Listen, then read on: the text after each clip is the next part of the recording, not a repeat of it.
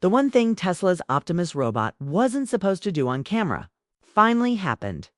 Not a tiny stumble, not a little wobble. A full-on backward drop that instantly lit the internet on fire. And here's the part that makes people raise an eyebrow. It didn't fall while sprinting, climbing, or doing something obviously risky. It fell while doing the calm, safe kind of demo, standing at a table, reaching for bottles, serving drinks. So the question isn't just why did it fall? The real question is way more uncomfortable. What does the fall reveal about how Optimus was actually being controlled in that moment? Electrek +1. The clip is short, but it's brutal. Optimus is at a table with bottles lined up. It reaches in, the bottles start tipping like dominoes, and then out of nowhere the robot's balance goes. It leans back and drops hard. That's why the reaction is so loud. A humanoid robot falling during movement is normal. But falling backward while mostly stationary? That's the kind of thing that makes people ask if it wasn't thinking at all. If it was simply copying somebody else's movements and the copy went wrong at the worst possible time. And the moment everyone keeps replaying is the arm swing right as Optimus starts to go down. Its hand flicks upward toward its head in a way that looks oddly human. Electrek +2, Forbes +2, and that's where the most viral theory comes in. The VR headset theory. To be clear, this part is speculation. Not confirmed by Tesla, but it's spreading because the motion matches something a lot of people recognize instantly when someone wearing a VR headset panics and yanks it upward. Commentators have argued that Optimus may have been teleoperated, mirroring a nearby or remote operator. And if that operator lifted a headset mid-task, Optimus would mirror the lift even though the robot has no headset to lift, meaning the motion would look random. The timing would be terrible, especially if the operator's movement interrupted the robot's balance control at exactly the wrong moment. Again, that's the theory, not a proven fact. But it's the reason this one fall is being treated like a bigger story than a simple slip. ELEC Trek +2 Forbes +2. Now here's the tricky part. Teleoperation doesn't automatically mean the robot is a fraud. In robotics, teleop is common. Sometimes you use it to collect training data. Sometimes you use it because the task is too risky to run fully autonomous in front of guests. Sometimes you use it because the robot can do 80% on its own. But you want a human nudge to keep the demo smooth. That's not shocking. What changes everything is the gap between we're still using teleop sometimes, and this is basically autonomous. Because if a company markets the robot like it's already a self-directed worker, and then a fall makes it look like a puppet whose strings got tangled, people don't just laugh. They start questioning the entire narrative. And that narrative matters, right? Now, because Optimus is not being presented as a cute science project, Elon Musk has framed it as a future mega product, even hinting it could become a core part of Tesla's value story. Business Insider +1, so when a demo goes wrong, it's not just, oops, it's wait. How close are we really? To understand why this debate is exploding, you have to look at what's reportedly happening behind the scenes. Multiple reports describe Tesla building a training pipeline where humans repeat ordinary actions over and over to teach the robot how to move. Wiping a table, picking up objects, folding fabric. Basic stuff, but done 1,000 times. The point is to capture human motion and decision-making cues that the robot can learn from. And according to reporting, it's physically demanding. People wearing rigs, repeating motions, sometimes dealing with pain, fatigue, even motion sickness from seeing through robot cameras in VR-like setups. Business Insider Plus to the Times of India +2. That's the unglamorous reality of humanoid robots. Movies make it look like a genius writes code and suddenly you have a robot butler. Real life looks more like, congrats, your job is to wipe a table for hours so a machine can learn what wipe even means. And if that's the pipeline, it explains why teleoperation keeps showing up in the conversation. Because teleop isn't just control, it's also data. Every human-guided success becomes a lesson the robot can absorb later. So the fall in Miami doesn't only raise the "was it teleop?" question, It raises the second question right behind it. If it was Telebo, how much of what we've seen lately is autonomy? And how much is training wheels? Business Insider +2, The Times of India +2. But let's talk about the part nobody wants to say out loud. Falls aren't just embarrassing. Falls are expensive. A humanoid robot is basically a tower of precision parts. When it hits the floor, you're not just risking a scratch. You're risking misalignment, cracked covers, damaged sensors, joint issues, hand mechanisms that suddenly don't grip the same way. Even if nothing breaks, repeated impacts can loosen tolerances over time. And hands are a huge deal here, because the hand is where the promise lives. Anyone can make a robot shuffle forward. The real value is fine manipulation, picking up slippery objects, handling tools, doing factory tasks without flinging parts across the room. So when Optimus drops bottles and then drops itself, the optics are rough. Not because robots should never fail, because the demo was supposed to show useful in human spaces. Kitchens, factories, offices, places where you can't have a machine face planting next to people and glass. That's why this clip hit differently. It isn't a lab test. It's a public moment that screams, "We're not done yet." And then almost immediately you get the other side of the internet, the highlight reels. Look, it runs. Tesla's recent running footage has people impressed.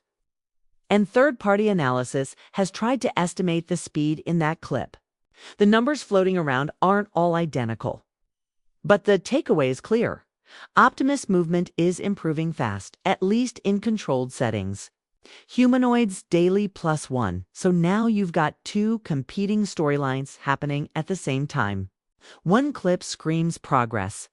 Another clip screams, hold up. Was this even autonomous? And the public is stuck in the whiplash. Here's where it gets interesting. Tesla's biggest advantage has always been the same thing: attention. The company knows how to create a moment. Sometimes it's a product event. Sometimes it's a bold timeline. Sometimes it's a single viral clip posted with a short caption that makes people fill in the blanks themselves. That attention is powerful. But it also creates an environment where rumors thrive. And we've seen what happens when a rumor hooks into a big Musk storyline. Perfect example: the so-called Tesla Pi phone. You've seen videos claiming a Tesla phone is launching with free Starlink internet for life. If you're not alone, those stories spread like wildfire. But multiple fact checks have repeatedly found no official Tesla announcement supporting those claims. And they've been labeled as viral hoaxes that keep resurfacing with new dates and new specs. International Business Times, UK +2 English.factcrescendo.com +2. That matters because it shows the ecosystem we're living in. A mix of real progress, bold promises, and clickbait leaks that sound believable because they fit the myth. And humanoid robots are the ultimate myth-generator. So what should you actually watch for if you want to know whether Optimus is becoming truly autonomous? Ignore the most cinematic moments and look for the most boring ones. Long, uncut clips. Full tasks from start to finish. No jump cuts. No perfect sequences where nothing ever goes wrong. Because real autonomy isn't perfection, it's recovery. The robot drops something, then adapts. The object slips, then it tries again. The environment changes, then it updates its plan. And most importantly, the robot can do it without a human quietly saving it off camera. That's the core issue the Miami fall triggered. If the robot was teleoperated, it isn't the end of the world. But it would mean the public is still watching a bridge phase human guidance turning into machine learning. The problem is when that bridge phase is marketed like the destination. Because if Tesla wants to mass produce humanoid robots, the expectation becomes this thing can operate around humans safely, repeatedly, and predictably. And a backward fall during a simple drink-serving moment makes people wonder whether we're seeing the future. Or a very expensive prototype wearing confidence, like a costume. Electric +1, and here's the final twist. This fall might end up being the most useful Optimus clip yet. Not because it's funny, but because it's honest. Perfect demos are easy to dismiss as staged. Failure is harder to fake. Failure shows you where the edges are. And if Tesla responds by showing more real-world uncut, messy autonomy, then this moment becomes a turning point. Not a punchline, so I'll leave you with the question everyone is thinking. But phrasing differently, did Optimus mess up? Or did Optimus accidentally reveal the truth about where it really is right now? And if it was teleoperation, do you see that as normal robotics development? Or as marketing that got ahead of reality? And here's where the story gets even messier. Because the fall didn't happen in a vacuum. It happened in the middle of a marketing war, a tech war, and honestly, a perception war. For years, Optimus has been treated like the robot that never messes up. Every time another humanoid robot from a different company faceplants in a demo, the comments fill up with the same comparison. At least Tesla's bot doesn't do that. So when Optimus finally hit the ground, it wasn't just a stumble. It was a crack in the image. And once there's a crack, people don't just look at the crack. They start looking for what's behind the wall. That's why the Miami clip turned into a bigger argument. Autonomy versus performance. Because a robot can look insanely impressive while still being heavily assisted. And in robotics, assisted can mean a lot of things. Sometimes it's full teleoperation. Sometimes it's partial teleoperation where a human only steps in when something goes wrong. Sometimes it's pre-mapped motions where the robot is basically following a choreography. It already knows will work in that exact setup. None of that is rare. What's rare is a company admitting clearly which mode you're watching. And when companies don't label the mode, viewers label it for them. That's also why people immediately dragged up older Optimus moments after the fall, especially the flashier demos. The faster walking. The smoother hand motions. The look how natural this is clips. Some people said, see, progress is real. Others said, now I'm wondering how many of these were guided. And that second group is loud because once you've seen one suspicious motion, your brain starts hunting patterns everywhere. But there's another layer that gets ignored in all the meme posts. Tesla's goal isn't to make the internet clap. Tesla's goal is mass production. And mass production changes the rules. A single prototype can be babied. A single prototype can be tuned daily. A single prototype can have engineers hovering nearby like paramedics at a marathon. But a mass-produced robot has to be stable even when nobody's watching. It has to handle imperfect floors, bad lighting, random objects, slightly different tables, slightly different grip textures. And the biggest one? It has to handle human unpredictability. That's why the serving drinks demo is such a big deal. It's not factory welding behind a cage. It's a human space task. Bottles, glass, a table, people close by. If Optimus can't reliably handle that without turning into a falling tower, it raises the most important question of all. What happens when this thing is supposed to work around real workers every day? And if the answer is, it'll be fine by Gen 3, then the next question becomes even sharper. Okay, so where exactly is Gen 3? Because there's a lot of talk online about Gen 3's coming. Gen 3's the real one. Gen 3 will shock everyone. And sometimes that kind of talk is just fan hype. Sometimes it's Tesla-style expectation setting. And sometimes it's people filling this silence with imagination. So let's frame this carefully. Rumors suggest Tesla is pushing toward a new Optimus iteration with improvements in movement, battery life, hands, and overall human-like appearance. People also speculate about a more expressive face, better voice interaction, smoother joints, and tighter packaging so it looks less like a machine and more like a person in a robot suit. But right now, a lot of this is internet buzz. It isn't a clean official spec sheet. And that uncertainty is exactly why one fall can dominate the conversation. When details are vague, the audience uses whatever footage exists as evidence, even if it's not fair. Here's the uncomfortable truth. Humanoid robots don't need to look human to be valuable. They need to be useful. And usefulness is boring. It's stacking, sorting, carrying. repeating the type of work most people would pay to never do again. That's where a humanoid robot could change everything. Not because it can do a flashy kick, because it can do the same. A knowing job for 8 hours straight without slowing down. But now, the Miami. Fall makes people wonder, is Optimus already capable of that behind closed doors? And the demo was just a weird fluke?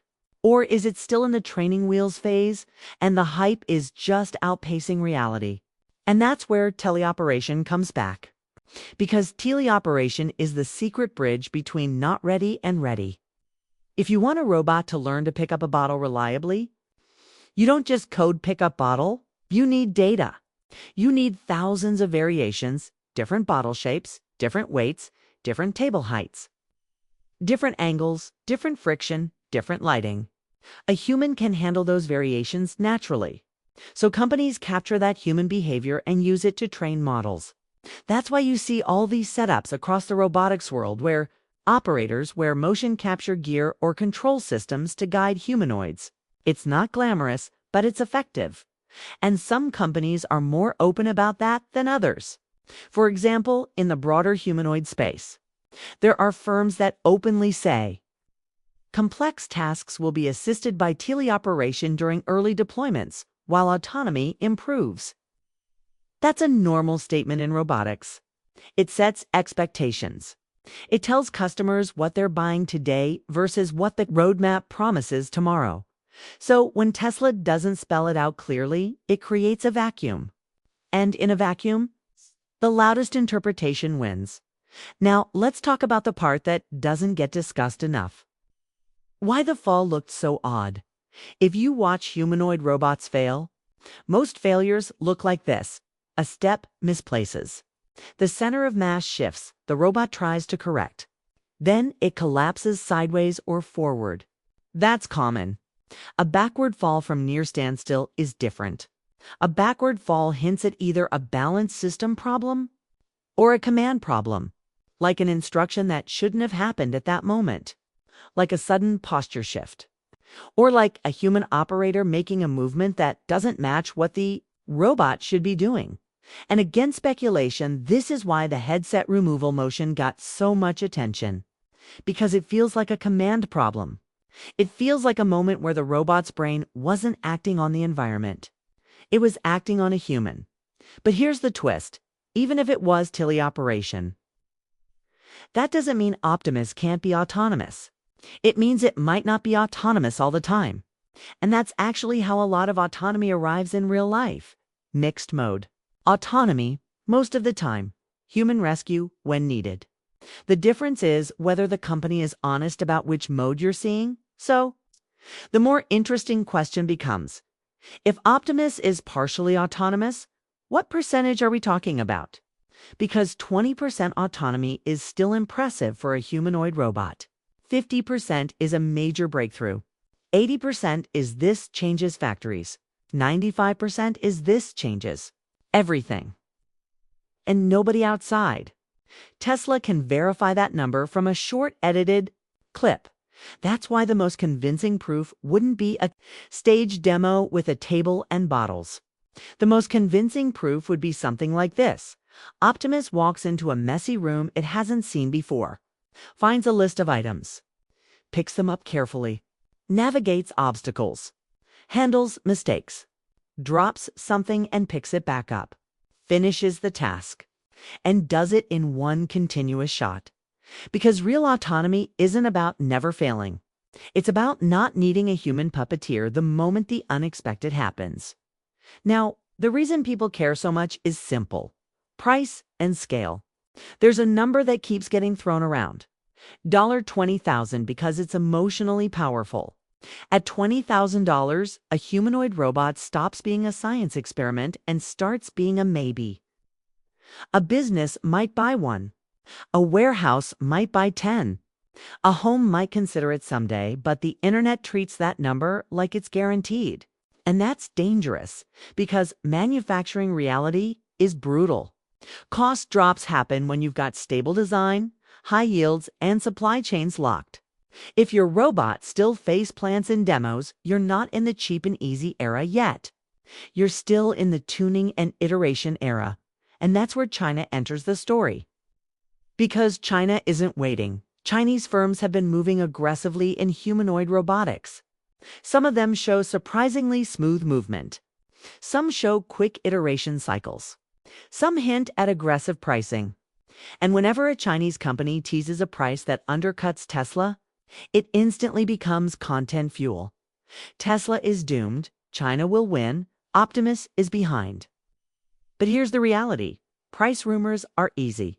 Shipping a reliable humanoid robot at scale is hard. Even companies with strong manufacturing struggle, because a humanoid robot is basically an entire body of precision mechanics. Actuators, joints, sensors, power management, heat, control loops. Every single part can create a failure point. So when people compare Tesla and China, it usually boils down to a simple trade. Tesla's advantage is software integration and a culture of building around cameras, compute, and large-scale data. China's advantage is manufacturing scale, speed, and cost structure. And the winner won't be decided by a single fall. The winner will be decided by the boring things: reliability statistics, uptime, maintenance costs, training time, and how many tasks the robot can do without a babysitter. Which brings us to the next uncomfortable point. What happens after a fall? People ask, what gets damaged every time it falls? And we have to be careful here because Tesla hasn't published a breakdown of what did or didn't break in this incident. But generally, humanoid robots are vulnerable in a few obvious places: the hands, the wrists, the shoulder joints, the head housing if it hits, the covers and cable pathways. And that question lingers longer than any demo ever could, because once people start asking why instead of just saying, wow, the entire tone shifts. Optimus is no longer a cool clip you scroll past. It becomes a case study, a test of whether Tesla's biggest future bet is unfolding the way it's been described, or whether reality is quietly pushing back. What's fascinating is how split the reaction has become. On one side, you have people saying, this is normal. Every robot falls. This means nothing. And they're not wrong. Falls are part of development. Anyone who's worked with robots knows that. But on the other side, you have people saying this didn't look like a normal robot fall.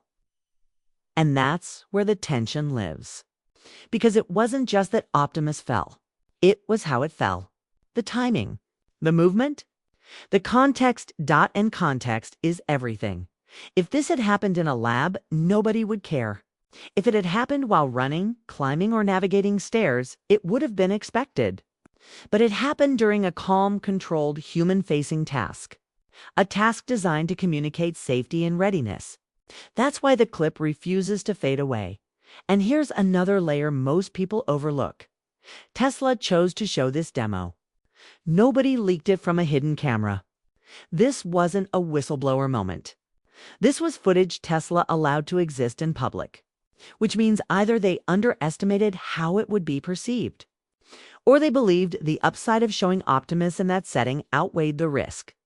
If that's true, then the fall becomes even more revealing. It suggests Tesla is confident enough in where Optimus is headed that a stumble now doesn't scare them. Or it suggests internal teams are more focused on speed than polish, and the PR side didn't fully anticipate the backlash. Either way, it tells us something important. Optimus is no longer being treated as a fragile secret. Tesla is putting it out there, flaws and all. And that alone signals a shift. Companies don't expose prototypes this early unless they believe momentum matters more than perfection. But momentum cuts both ways. Once the public starts debating autonomy versus teleoperation, Tesla doesn't fully control the narrative anymore. Fans will defend it. Critics will dissect it. Neutral viewers will wait for proof. And the only thing that settles that kind of debate isn't words, it's evidence. Which brings us to the near future. If Optimus really is on track for broader deployment inside Tesla's own factories, then there's a moment coming that can't be faked. Factory work isn't about one clean task. It's about repetition, reliability, endurance. A robot that can run a task loop for hours without intervention. If Tesla ever releases footage or allows third-party observation of Optimus doing that, the teleoperation debate collapses instantly, because you can't secretly teleoperate dozens of robots at once without the economics falling apart. That's the ultimate test. And that's also why this matters beyond Tesla. Every major tech company is watching. Every robotics startup is watching. Governments are watching. Because whoever cracks humanoid autonomy first doesn't just sell robots, they reshape labor, productivity, and entire industries. That's why people react so strongly to moments like this. They're not reacting to a robot falling. They're reacting to the possibility that the future might be arriving slower than promised, or arriving in a form that looks very different from the dream. And yet, there's another possibility nobody likes to admit. Maybe this is exactly what progress looks like.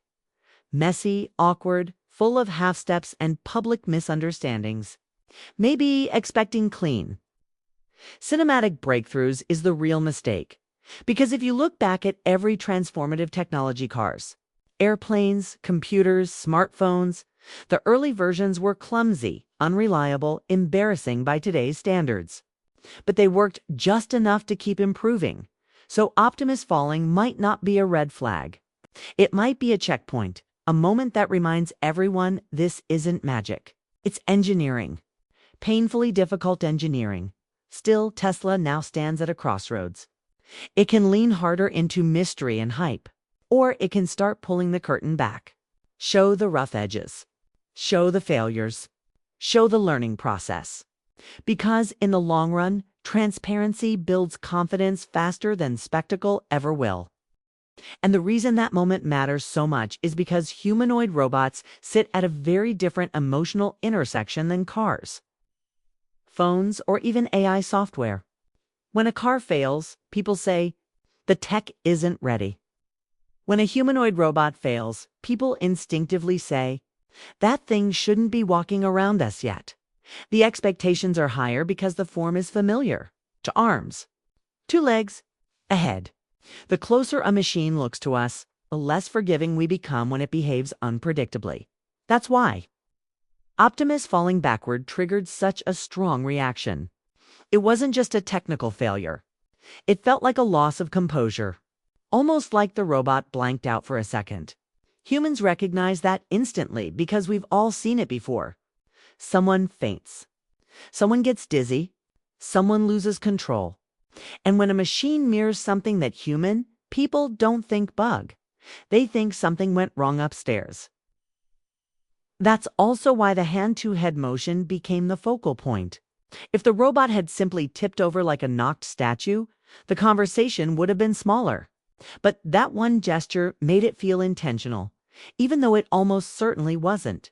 It looked reactive. It looked instinctive.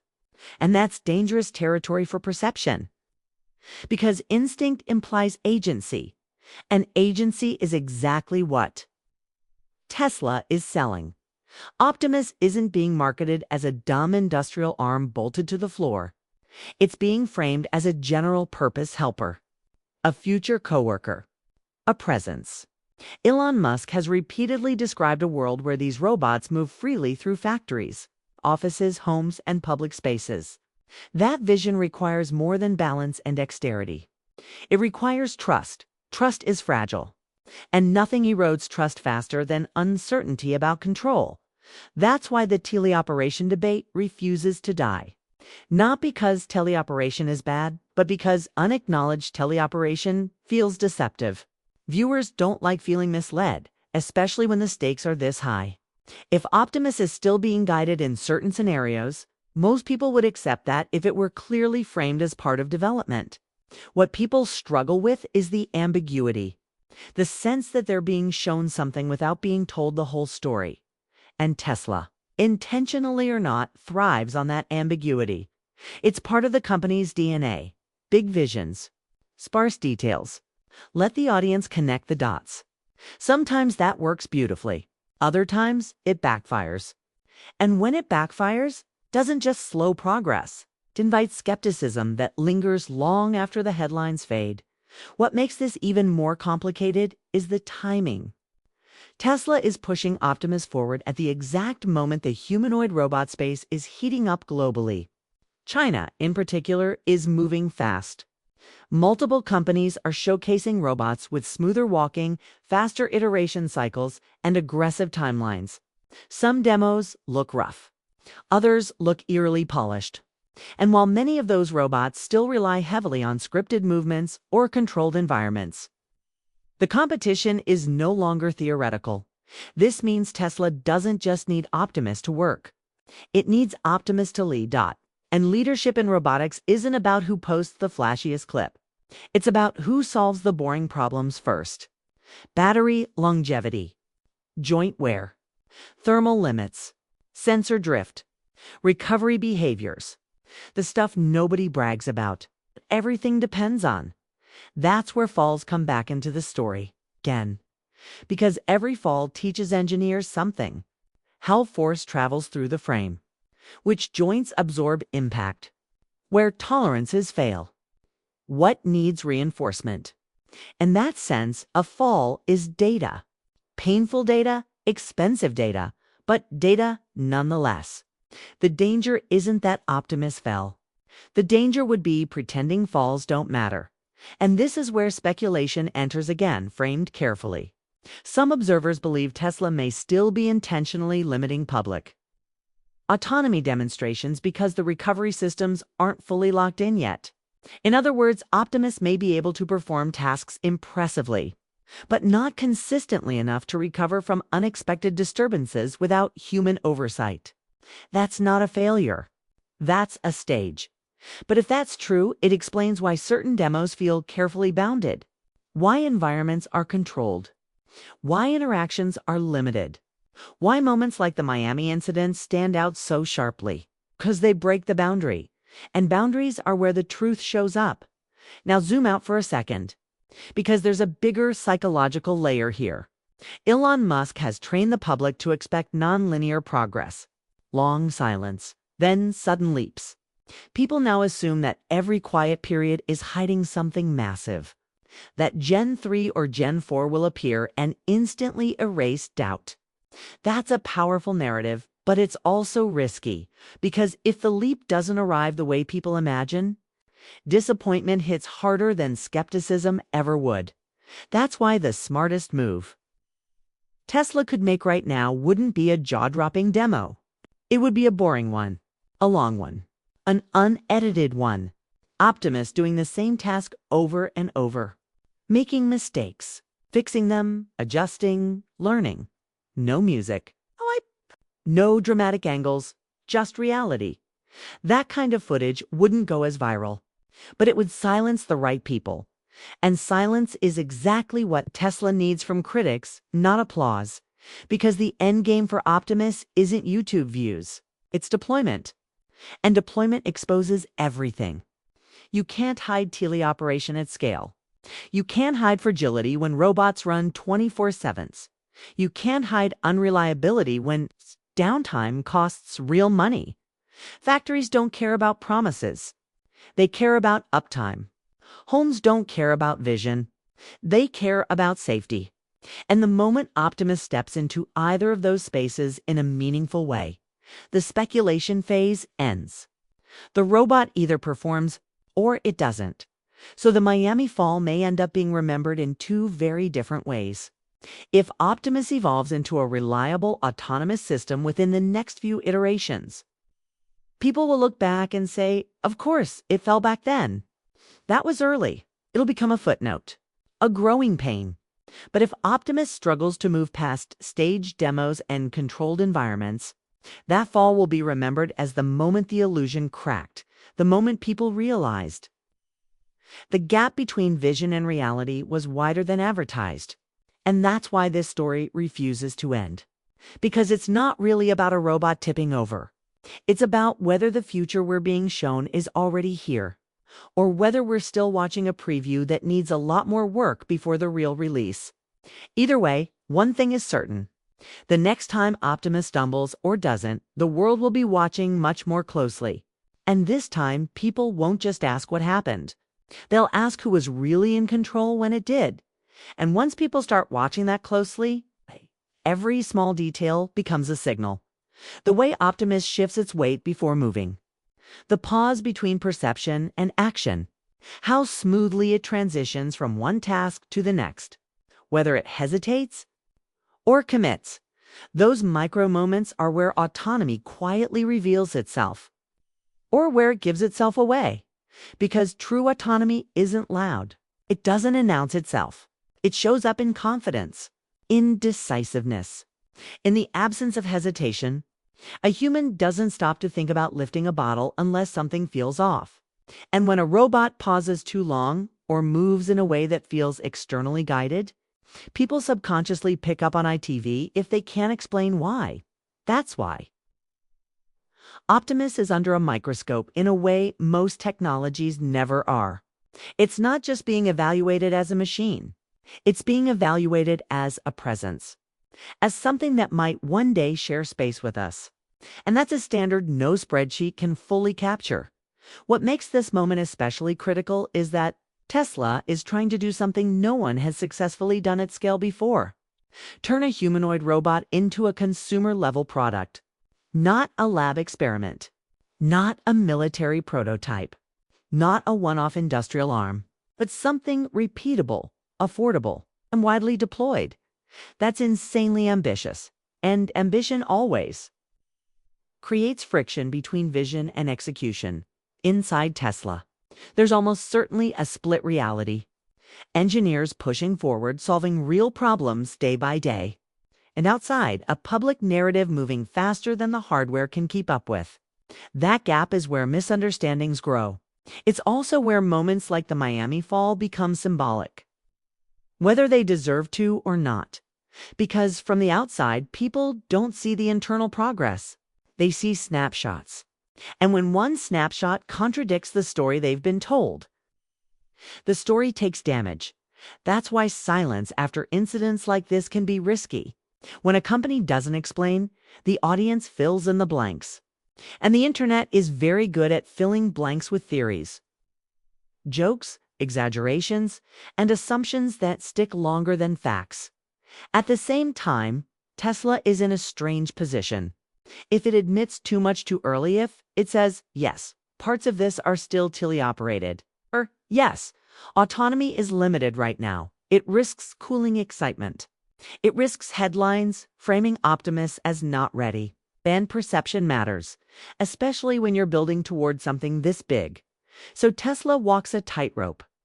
Too much hype and every stumble looks like deception. Too much honesty and momentum slows. And that's why Optimus feels different from every Tesla product before it. Cars could improve quietly through software updates. Phones could hide flaws behind glossy marketing. Robots can't hide in the same way. They exist in three-dimensional space. They interact physically. When they fail, it's visible. When they succeed, it's undeniable. That's why the next phase of this story won't be decided by words. It will be decided by duration. So it's entirely possible that Optimus is already highly autonomous in some scenarios, and still fragile in others. And the Miami demo may have accidentally placed it in one of those weak zones. If that's the case, the fall wasn't proof of failure. It was proof of exposure. Exposure to a situation Optimus wasn't ready to handle without assistance. And that brings us to the most important distinction of all: capability versus readiness. A robot can be capable of incredible things and still not be ready for the real world. Readiness means consistency, predictability, safety margins. It means you can trust the robot not just when everything goes right, but when something unexpected happens. That's the bar Optimus ultimately has to clear. And that's why, whether people realize it or not, they're rooting for Tesla to slow down just enough to get this right. Because a humanoid robot that falls occasionally is one thing. A humanoid robot that fails unpredictably around people is something else entirely. So where does that leave us now? It leaves us in the uncomfortable middle, past the stage where Optimus can be dismissed as science fiction, but not yet at the stage where it can be accepted as a reliable presence. That middle phase is always the loudest, the messiest, and the most controversial. And that's exactly where the Miami Fall landed. Not at the beginning, not at the end, right in the middle. Years from now, this moment might be remembered as noise, or it might be remembered as a turning point. The moment when expectations collided with reality and forced the story to mature. Because from here on out, Optimus doesn't just have to impress. It has to convince. Convince factories it can be trusted. Convince regulators it can be safe. Convince the public it's not being propped up by invisible hands. And the only way to do that isn't with bigger promises. It's with quieter proof. So the next time Optimus steps into view, the question won't be, can it walk? Or can it run? Or even, can it serve a drink? The question will be much simpler and much harder to answer. Can it be left alone and still do the right thing? Because the day the answer to that question becomes yes, every fall before it stops mattering. And until then, every stumble will keep telling us exactly where we really are. Because autonomy isn't something you announce. It's something that quietly proves itself over time. Day after day. Task after task. Without drama, what makes Optimus such a lightning rod, right? Now is that it sits at the crossroads of two very different timelines. One is the engineering timeline, where progress is slow, methodical, and often invisible. The other is the public timeline, where expectations move at internet speed and patience runs out fast. When those two timelines drift too far apart, moments like the Miami Fall become inevitable pressure points. From the engineering side, that fall might not even be that significant. It could be logged as a minor failure case, a data point, a combination of balance, correction, object interaction, and timing that didn't quite line up. Something to patch, retrain, and move past. Engineers see dozens of those every week, but the public doesn't see the hundreds of failures that never make it online. They see the one that does dot, and because Optimus has been framed as almost ready, that one failure carries a disproportionate weight. It doesn't get interpreted as normal development. It gets interpreted as, maybe this isn't what we thought it was. That's the burden of hype. And to be fair, Tesla created that burden intentionally. Big promises attract talent, capital, and attention. They accelerate progress. But they also narrow the margin for error. When you aim high publicly, every stumble looks bigger than it really is. Now, let's talk about the word that keeps haunting this entire conversation: autonomous. Autonomy isn't binary. It's not on or off. It exists on a spectrum. A robot can be autonomous in navigation, but not manipulation. Autonomous in perception, but not planning. Autonomous in stable environments, but not dynamic ones. And companies often collapse all of that complexity into a single word because it sounds clean. But the reality is messy. So when Elon Musk says Optimus is AI, not teleoperated, that statement can be technically true and still incomplete. The robot can be AI-driven while still relying on human assistance in edge cases. It can be learning-based while still supervised. It can be autonomous in principle while still fragile in practice. The problem isn't that nuance exists. The problem is that nuance rarely survives social media. Once a robot falls, nuance gets flattened into jokes, accusations, and certainty. Everyone suddenly knows exactly what happened, even when they don't. And that creates pressure for Tesla to respond not necessarily with facts, but with something that shifts attention forward, which is why many people expect the next Optimus reveal to be bigger, faster, and more impressive. A counterpunch. Something designed to overwrite the mental image of the fall. But that strategy comes with risk, because if the next demo raises expectations even higher without addressing the underlying doubts, the eventual correction will be harsher. Each escalation increases the stakes. And humanoid robotics is not a domain where you want to be trapped in an escalation loop. The smartest long-term move would be the least exciting short-term one.